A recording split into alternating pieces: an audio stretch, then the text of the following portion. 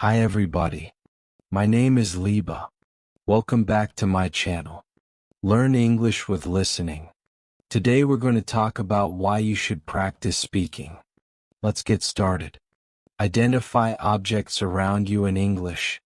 The first way to stop translating in your head is to identify the objects around you in your target language.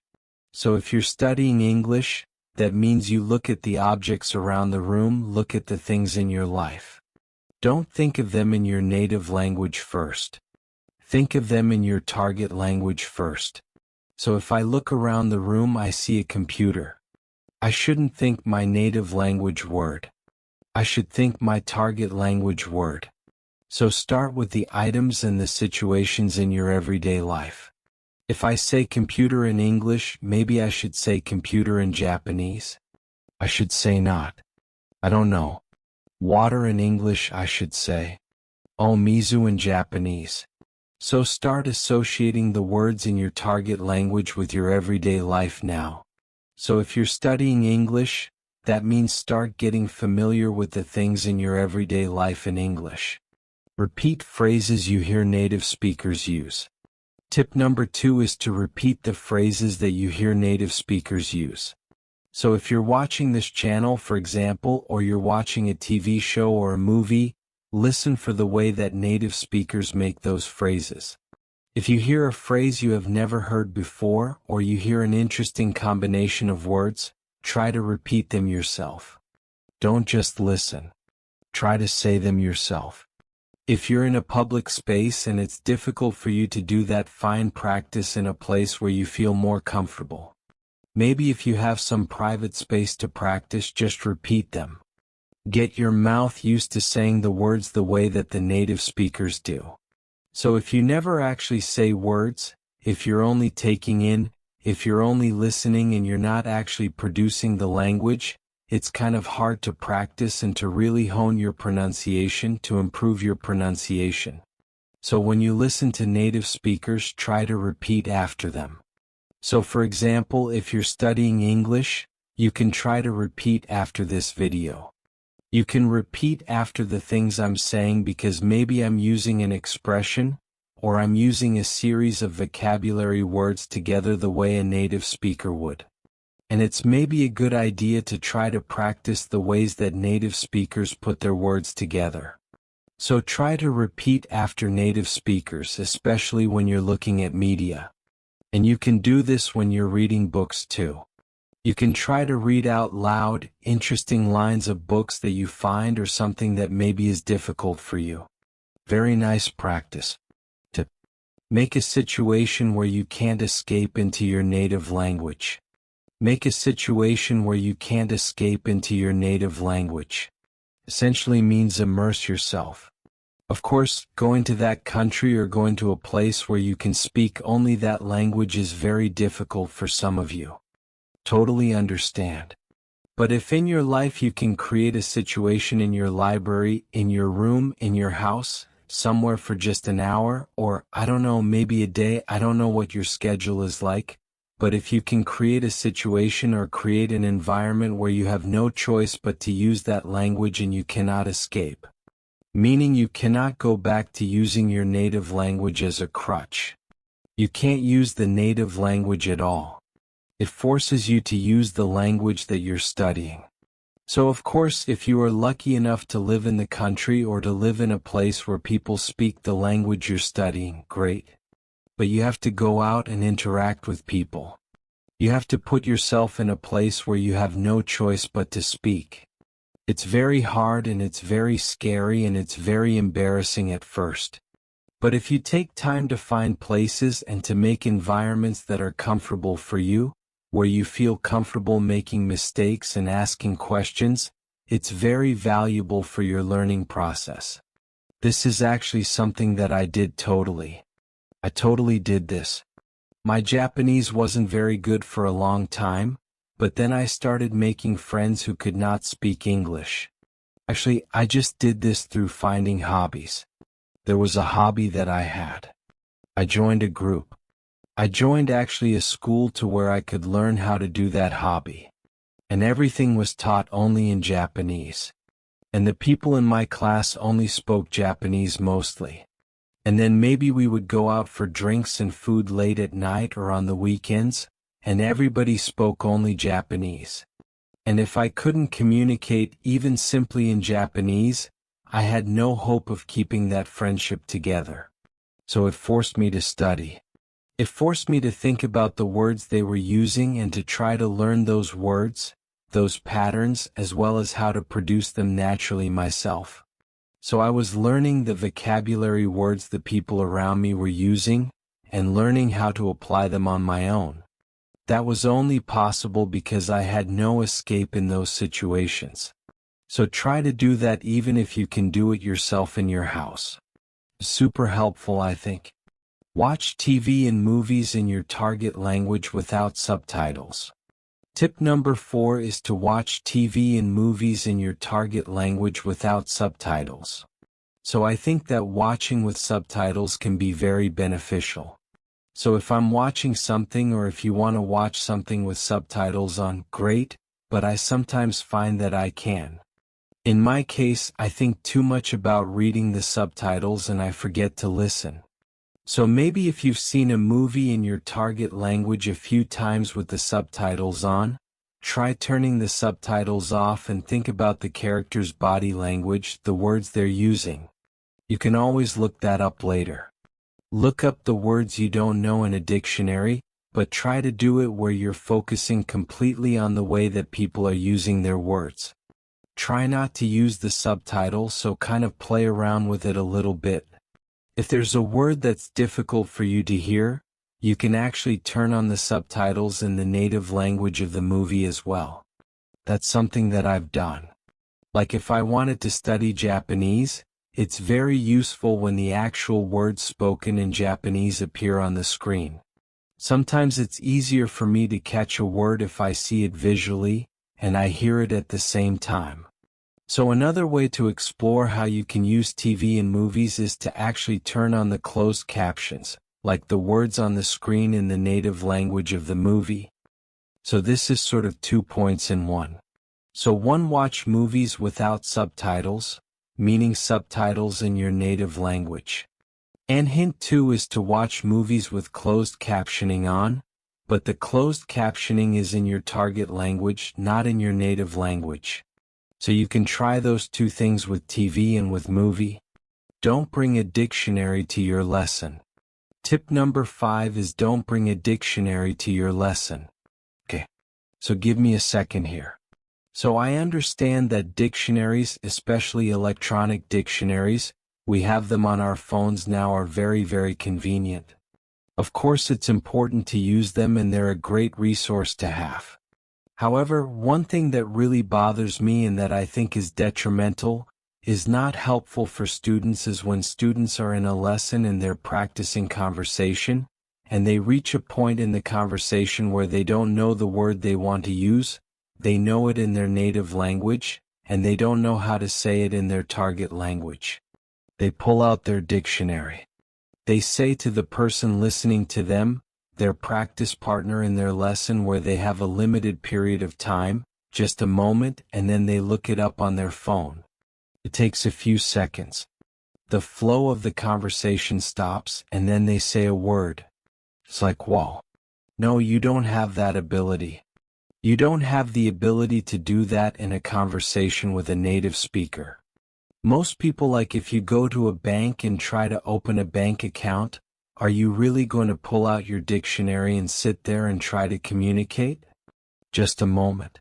Just a moment. As you look up each word you don't know number. Or if you do, that's not a real conversation. So instead try using a different strategy. By that I mean if you find a word you don't know in conversation, explain the word to your conversation partner. Maybe they know the word. If you're speaking with a native speaker, this is a chance for them to teach you a word. I find that when people take the time to teach me a word, I remember the word much better than just looking it up on my dictionary. So try to resist. Maybe you can bring a dictionary to your lesson, but don't use it or try not to use it in your conversation. Practice. It destroys the flow of a conversation.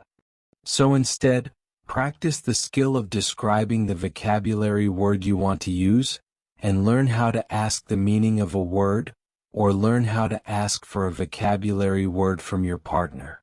So you can use an expression like, what's the word that means blah blah blah?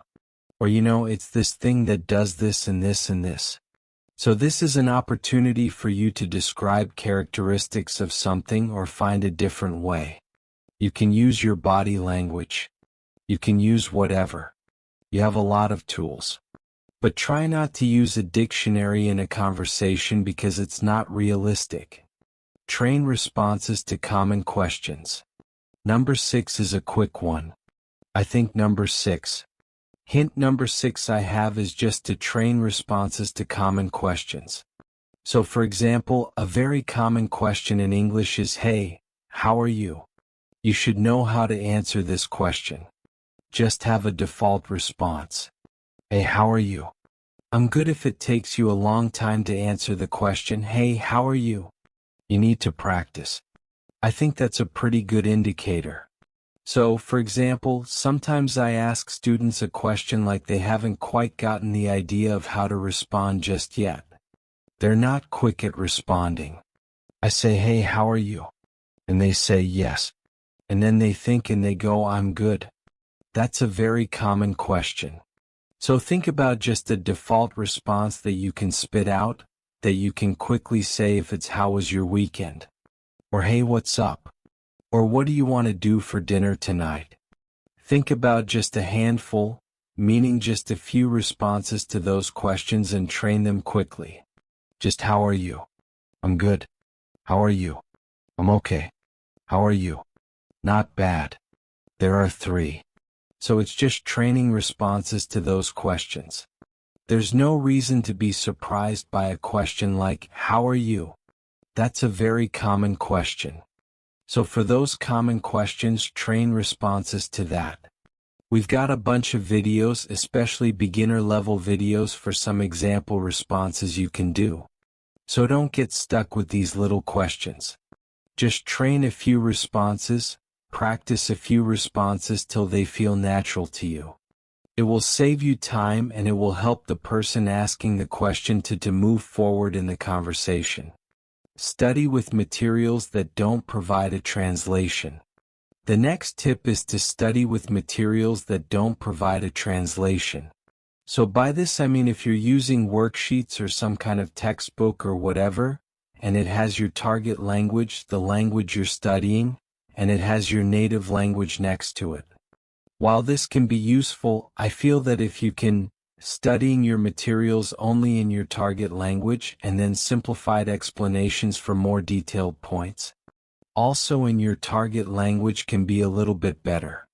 So I don't want to say like you should only study things in your target language and nothing from your native language because of course, it can be helpful sometimes to look up a word or to understand the grammar point in your native language.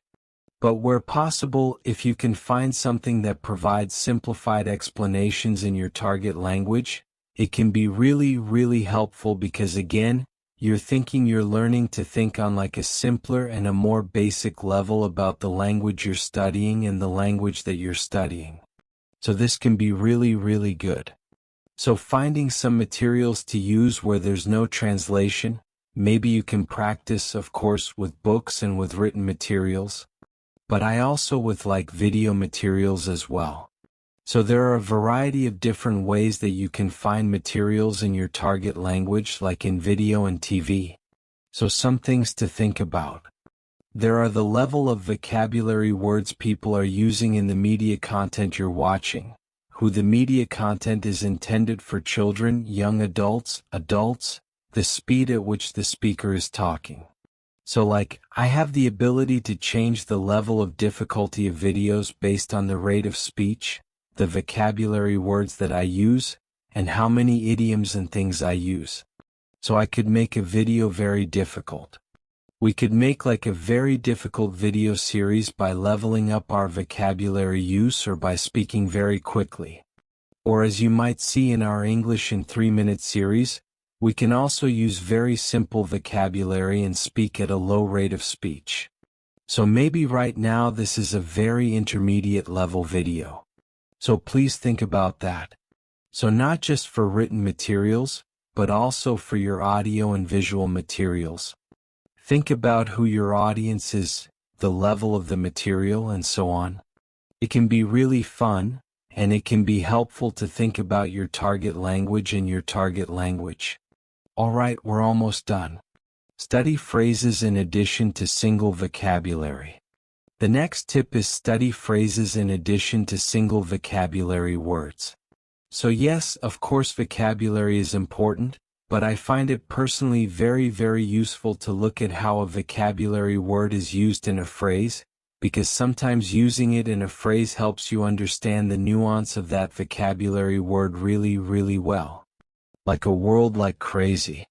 For example, in English, depending on the situation where the word crazy is used, it could mean something different. Could mean like a person who is mentally confused or mixed up. Could also mean something really good. Could mean something really bad. So if we look only at the word crazy, it's quite difficult to understand really the meaning of the word. But if you look at the way the word is used in a phrase, you can get a lot more information. So take a look at the way people use words and phrases, not just a single vocabulary word. You can learn a lot more that way, I think.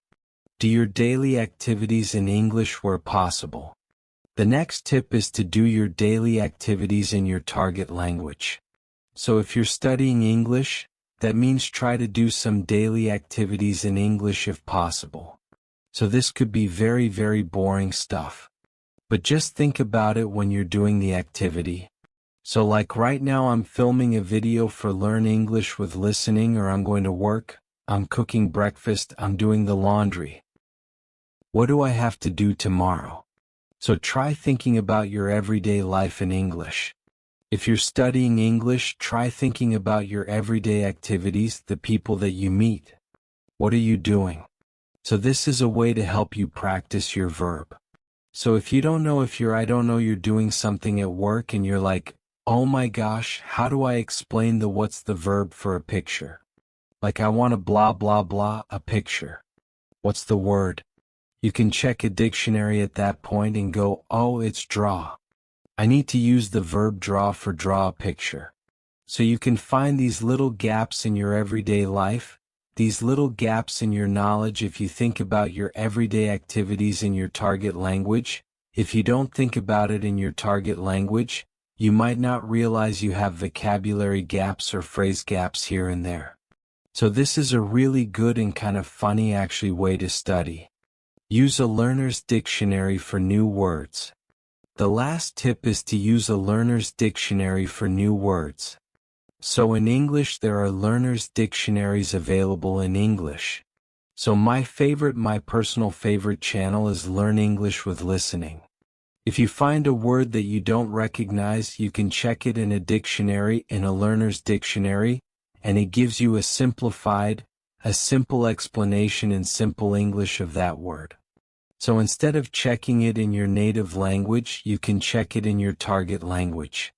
So again, this helps you to understand the word that you're focused on, but you understand it from the language you're studying, not from your native language. So using a learner's dictionary can be really useful as well. Alright. So those are 10 tips to help you stop translating in your head. I know it's very difficult, but it takes time and it takes practice.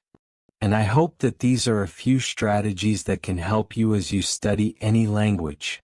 Of course, this is an English language channel, an English language learning channel, but I think these tips are pretty good for learning just about any language really. So I hope those are useful for you. If you have tried these strategies, or if you have any other comments or other tips, please let us know in the comments section below this video. Thanks very much for watching this episode of Learn English with Listening, and I will see you again soon. Bye.